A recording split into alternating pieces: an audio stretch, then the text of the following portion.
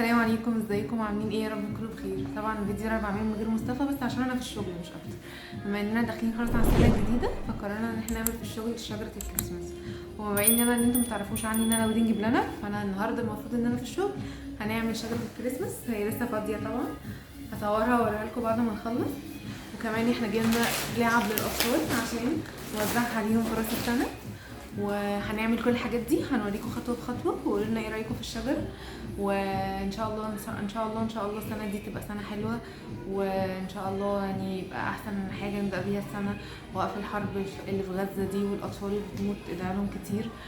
احنا بنجيب هدايا هنا في العياده عشان نفرح الاطفال، فيا ريت يا ريت يا ريت كلنا ندعي ان الاطفال في غزه واهل غزه كلهم يكونوا بخير، ودي تكون اخر ايام في السنه يكونوا فيها حرب وفيها موت ليهم ودمار. وان شاء الله السنه الجايه تبقى بدايتها خير لينا وخير ليهم وخير لكل الناس.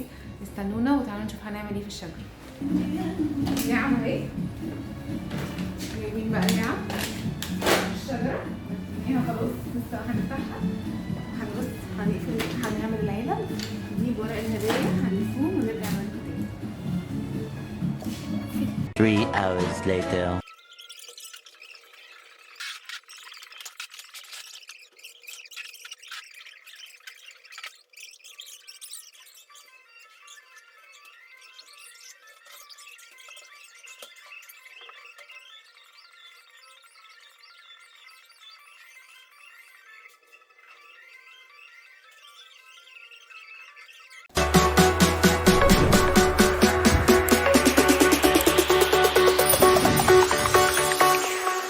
Jack it up.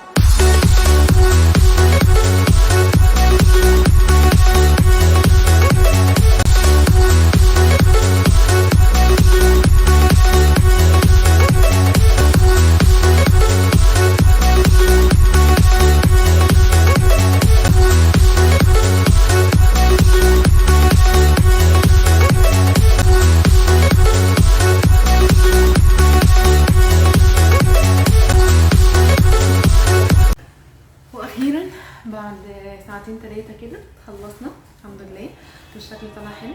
قولوا لي رايكم في الكومنتات، وقولوا لي عجبكم الفيديو ولا لا، وقولوا لي انتوا بتعملوا شجره الكريسماس ولا لا، ولو كل واحد فيكم عنده شجره وبيزينها يحط الصوره بتاعته في الكومنتات. ونشوفكم في فيديو جديد، ومتنسوش تعملوا لنا سبسكرايب للقناه وتعملوا لنا فولو وتابعونا في الفيديوهات الجايه. ونشوفكم على خير، باي باي.